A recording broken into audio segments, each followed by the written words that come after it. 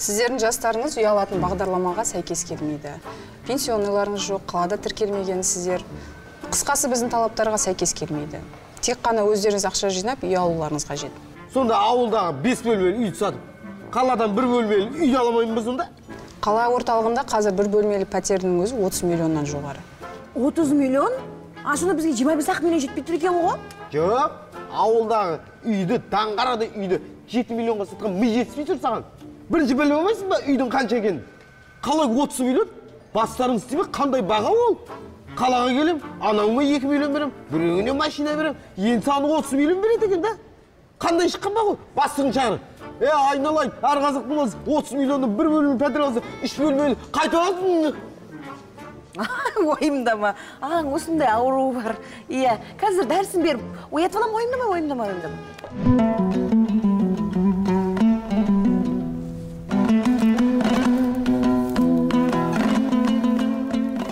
Не болды, көңілігін қос жоқ қой? Әрине қос жоқ. Барлығы қымбат қалаға келсек. Пәтердің бағасы анау шарықтап кеткен. Ауылдақ тұра беру керек еді. Айттым саған, сатпа ана үйді. Айта бермей, қолмен істемейсіздер ма соның кезінде? Хотя мағыл верный кезінде болмадыңыздар. Жетісу кезінде бір жер ақ қойған кезде қаланың қақ ортасында тұратын ек. Сен үйтіп ол қазіргі өміріңе үйтіп ата-бабаларың жазғыра берме. Әркімнің өзің еңбегіне қарай, пейіліне қарай өзің несібесі бар. Алматының кіре берісінде отырып дейсің ба бейдім? Жетісі болғанда біреуін алам, верный болғанда біреуін алам. Менде өзім өмірім болды. Біздер жүрдік сол мал бағып. Жазда жайлауға, қыста қыстауға. Сіздерде квартираны құсап жүрген екенсіздер да далада әр жерде. Бір ұрпағым немен күн көреді? Бірдеңе істеп кетейін деп. Бір айтпағын екенсіз. Сенің өмір сүріп жүргенің міндет қой бізге. Үйтіп міндетсінетін болсаң айналайын, өмір сүрмей-ақ қойсаң. Білмей тұрмын ғой енді, амал жоқ. Бәрі осы проблема. Сен, үйтіп мойыма. Ер азамат сондай болам екен. Мына қол сынса дейді, ма көзіме қарап тұр. Көзіме қарап тұр, мен былайша әшейін қайта беремін, сен жоқта да. Сен бар кезде көзіме қарап тұр. Қол сынса дейді, жең ішінде дейді. Көрдің ба? Бас жарылса дейді, бөрік ішінде дейді. Аяқ сынса дейді. Етіктің ішінде дейді ма? Қарату керек оны.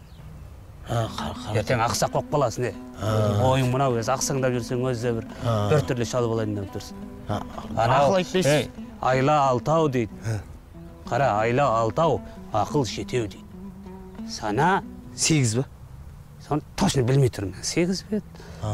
7 бет. 8 деген кеп тұрған сияқты бірақ. Сана 8. Сана 8 дейді. 8, сана 8. Өкси берме. Басың көтер. Өмір өзіңдікі.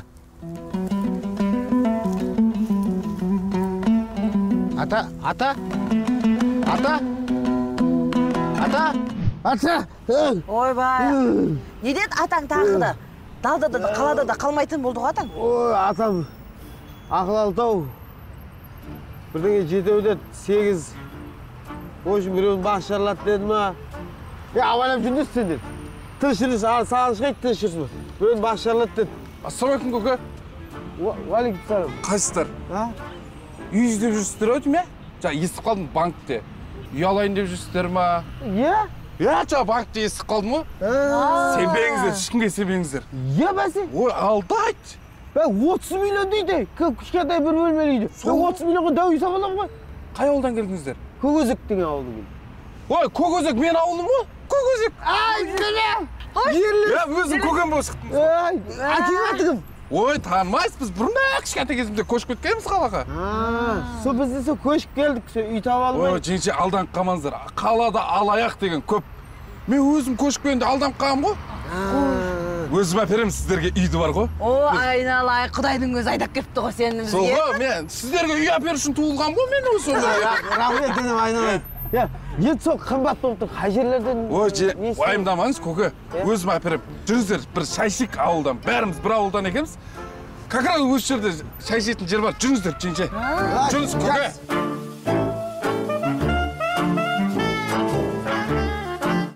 Не ғой? Аға бар ғой? Жеңше айтайын сіздерге айтайын. Мен осы банкте барма сіздерге келген. Сол жерде елдерге үй әперіп, осыны жағдайы жоқ, үй аламай жүрген кісілерге үй әперіп, үй сатып беріп, барынша көмектесемін. Мінекей. Әні оқыған аты оқыған ғой мә. Мына азамат. Енді біздің бір арманымыз бар енді. Бір үй алып, кішігірім ақшамыз бар, соған көмектесіп жүрсең. Ой, жеңше болды ғой. Оп-оңай ғой. Мынау аға бар ғой.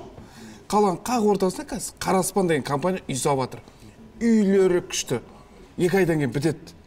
Сол жерден бар ғой, үй алуға болады, первоначалкасын беріп, қалған сумасын ипотекамен ай сайын бөліп алуға болады. Қанша болады ол сонда? Мысалы, аренда 200 мың болса, ипотека бір 70-80 мың шығады. Сондай шығады ма? Иә? Не күшті екен ғой? Жақсы екен ғой да. Жақсы ғой, конечно. Қалай істейсің оны? Не құжаттар керек, не документтер керек? Ой, оған бір удостоверениеңіз берсеңіздер болды. Ана басына бір жүгіргенге первоначальныйға 1 миллион ба берсеңіздер жетеді.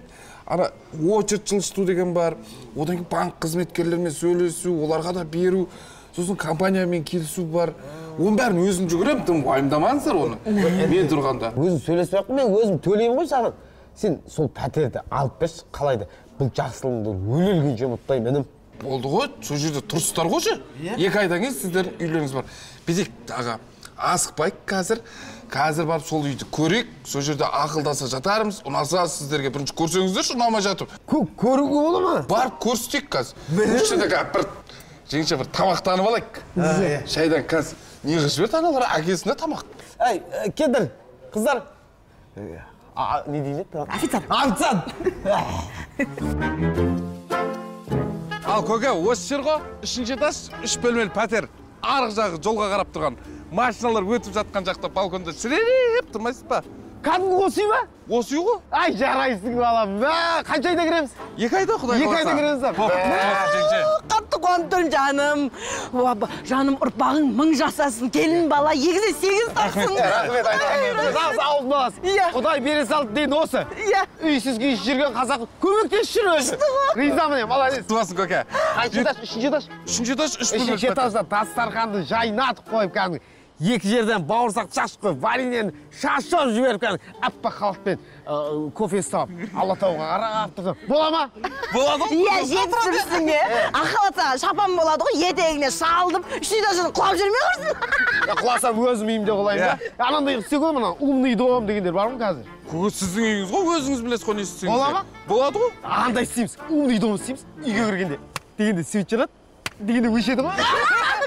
Спальниге қоймаймыз бірақ. Неге? Күйдіресің. Сонда ұялмайсың ғой. Көкем, ұялайын деп жатырмын ғой. Көке, мен асығыспын да көке. Ана доғыр-моғырларға өзім қалтамнан қоса саламын. Ей, не қосқаныз? Көкемсіз ғой, көкемсіз ғой сіз. Әкеммен жасты адамсыз ғой. Қалай Ей, не деген алтын балам мына. Жарайсың балам мен. Құдай қалсын. Қашан беру керек? Қазір берсеңіз, қазір бересіз. Берсей. Сенде ғой ақша. Мынау енді ауылда қара шаңырақты сатып 5 миллионды көзіміздің майындай тамызып жинап алып келіп отырық. Болды көке. Аманат енді балам. 2 айда кіреміз. Болды көке. Санамай қойын сізге. Санама. Қойыңыз көке, санамаймын сіздерге, сенем ғой. Не деген алтын балам мынау. Саған сендік жазым. Жеңше, үйлеріңіз құтты болсын. Рахмет. Енді ауылда емес, қалада үйлеріңіз болады, құдай қаласа. 2 айдан кейін көке. 2 айдан кейін хабарласамыз. Рахмет. Кәр, тоқта. Мен ана жерін, бізге арғымет деді ғой. Бізге арғымет деді ғой. Мұна беттен аламыз. Ана бала қайда?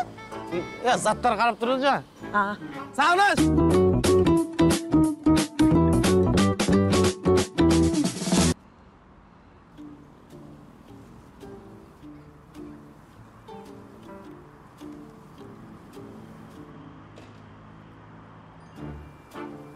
Болды.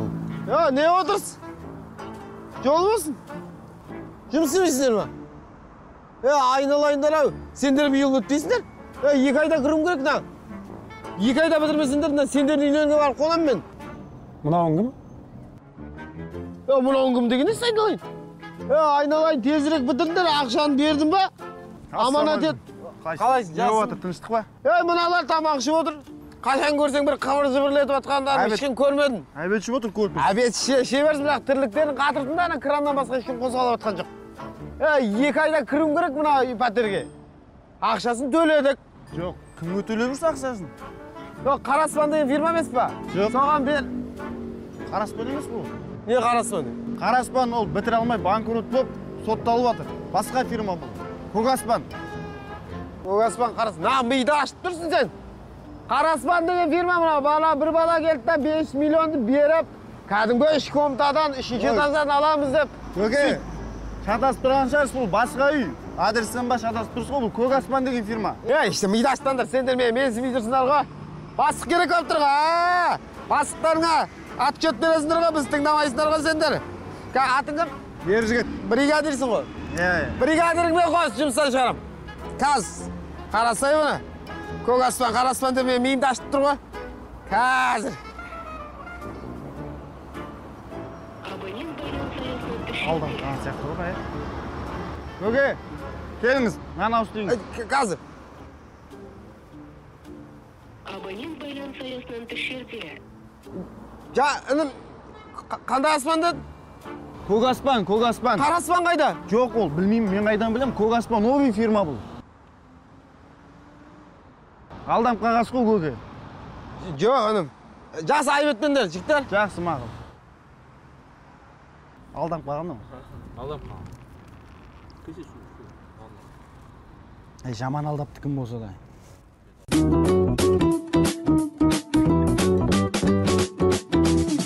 Міне мына квартиралар. Мен удай ғой мыналардың бағасы. Енді қымбат. Звондар анауға. Не болды? Анау үйді алып берім деген қарабелеген звондар. Кім аты? Өлә, сен ғой сомен танысқан, менен сұрап отқан ес? Мен батасың, сен ғой ақшаны берген. Документ жоқ, құжатын білмейсің. Тоқтай тұр, звонда. Не болды сен? Звонда, табананы. Абонент байланыс аясынан тыс жерде. Телефон өшіріліп тұрыңнан. Өшіріліп тұрған жоқ, өшіріп кетті бізді. Сен ойын танысқан сұрамайсың ба, соның барлығын? Мен не деп танысам, айналайын. Әлі баласыңдар. Болды кетті ғой ақша. Қоя беріңдер. Бір мәнісі болар енді. Мынауың көгіме, бір мәнісі көз 5 миллион тұрып жатыр. Білмеймін, өзің білді. Далада жатасыңдар ма, киіз үйдің ішінде жатасыңдар ма? Білмеймін, ешқайда хабарласпаңдар. Майдар, кеттім мен. Тоқтасаңдаршы.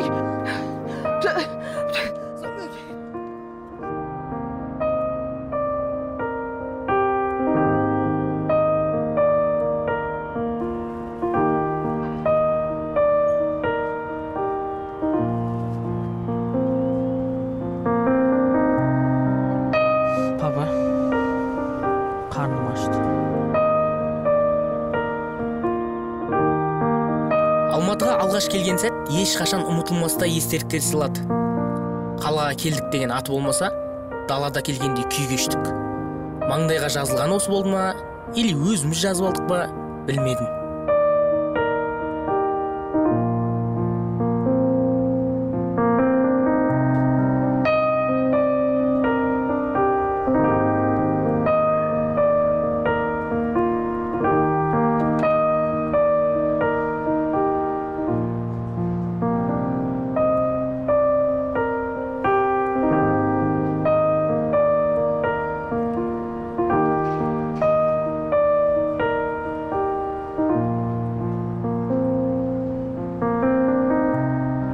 Толик, мына сырғаларды ломбардқа өткізіп, квартира жалдайық. Қалай өткізесің? Ол анамның көзі емес пе? Толик, маған қазірше ештеңе маңызды емес. Асыл жарыммен, сағынышпен күткен ұлым маңыздырақ. Бұл Алла тағаланың жіберіп отқан сынағы ғой бізге. Әр қиыншылықтың артынан бір жақсылық болады. Кетсінші сонымен. Бүкіл жаманшылықтың бәрі сол ақшамен кетсінші. Мен саған сенем. Мен сені әрқашан қолдаймын. Мен сен дүние байлығыңа емес, жан дүниеңнің байлығына ғашықпын ғой жаным. Жұрт не десе, о десін, маған бәрібір. Арқа сүйер ерімсің мен. Сен қайда барсаң, мен сонда барамын.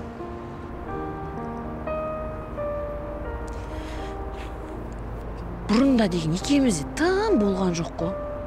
Сол кезде бәрін жеңіп шықтық қой. Қазір де жеңеміз. Мына анамның көзі болса да, өткізейік ломбардқа, сөйтіп пәтер жалдайық. Бүкіл қиыншылықтың барлығын жеңеміз. Мен саған сенем. Мен жан дүниемдегі арпалысты сен ғана сезесің ғой. Үйленгелі бері саған бірде-бір рахмет айтпаппын. Адал жарым болғаныңа, сағыныштай ұлды туып бергеніңе, ауырсам да арқалап, бәйек қағып, жанында болғаныңа. Осы бір қиын сәтте анаңның көзі болған сырғаны тәуекелге тіккеніңе рахмет саған.